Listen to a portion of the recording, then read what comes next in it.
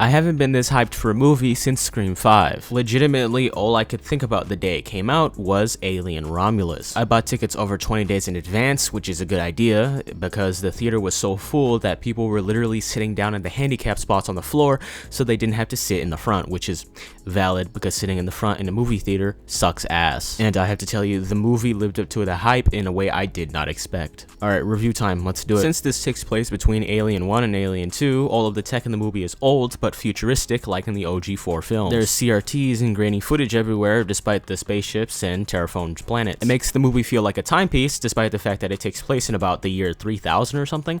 I'm not entirely certain, but it definitely doesn't take place in the 80s. Let's keep it that way. Their relationship between Andy and Rain is incredibly sweet, and both of the characters are acted very well, I think. I couldn't really hear a single fucking thing that any of them were saying whatsoever at any time. The audio mix is pretty bad, bringing mostly loud action, making all the dialogue pretty much impossible to hear. This is becoming an increasingly common issue in modern movies with stuff like Across the Spider-Verse, where the studio has to send a new copy of the movie with a new sound mix to the theater so that, people can actually hear what the hell is going on. Hopefully there was just something wrong with my theater speakers, but I severely doubt that. We'll see if the audio is still bad when I rewatch this, because I'm going to rewatch it in theaters.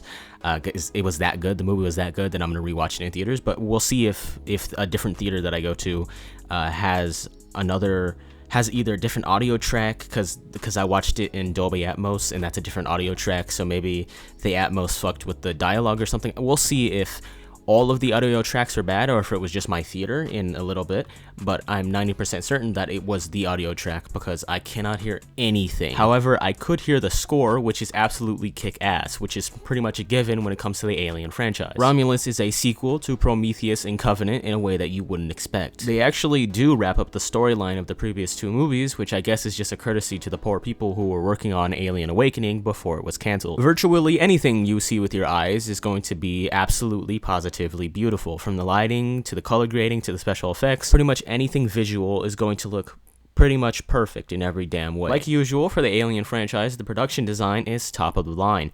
The only Alien movie that doesn't have good production design is probably AVP.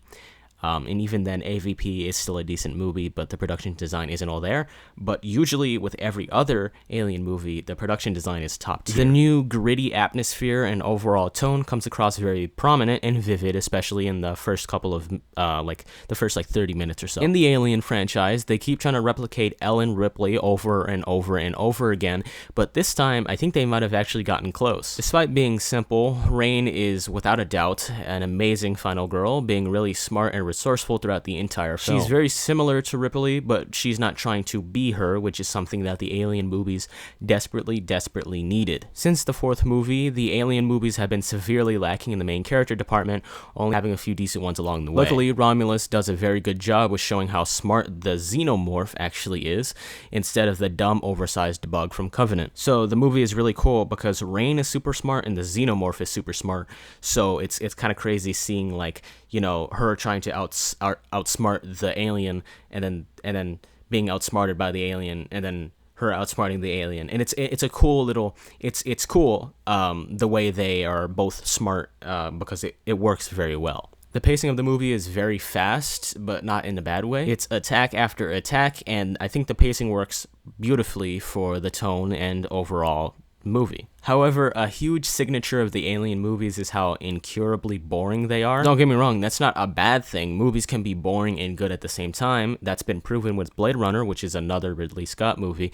But my point is that a lot of what made Alien feel like Alien is the sleepiness of 1, 2, Prometheus, and Covenant. But this kind of boring, slow-paced feeling from the first couple of movies is entirely missing from Romulus, and I ended up fiending for it just a tad bit. I was led to believe that the movie was going to be very, very gory and violent, but in reality, it's not even that crazy. It wasn't even that gross at all. There's not so much a lot of gore as there is just a lot of blood. Gore and blood are two different things, with gore referring to the general human body and more of human tissue, and the blood kind of just, being the blood. It's just red liquid. In my opinion, blood is boring. Blood is in every horror movie. It doesn't really gross me out anymore.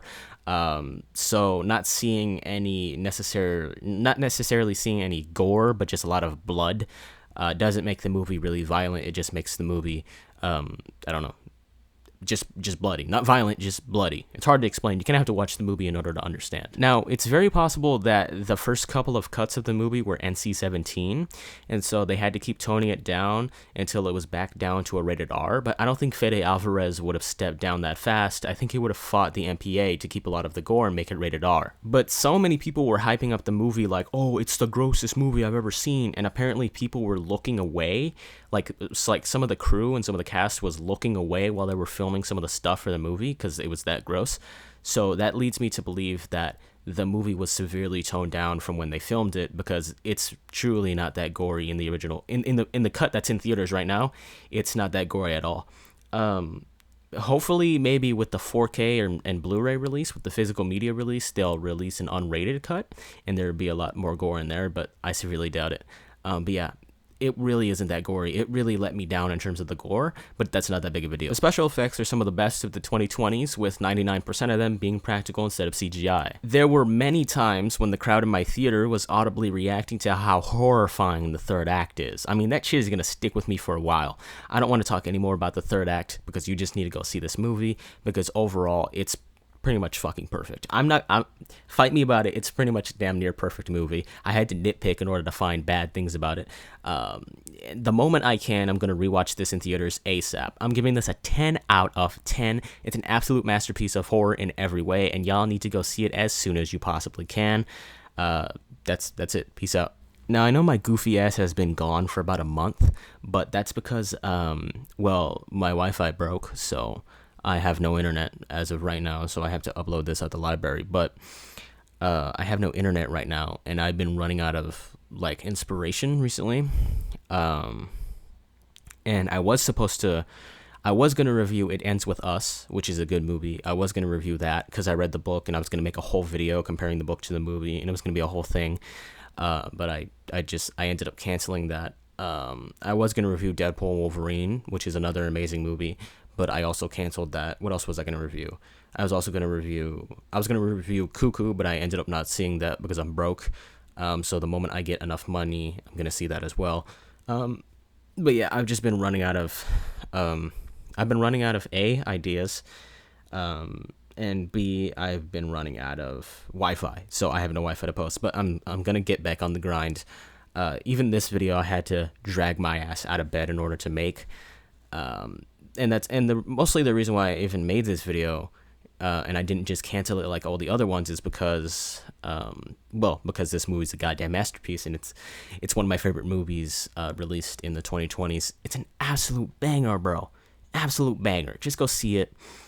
It's a very good film. Anyways, I'm gonna stop rambling. Peace out.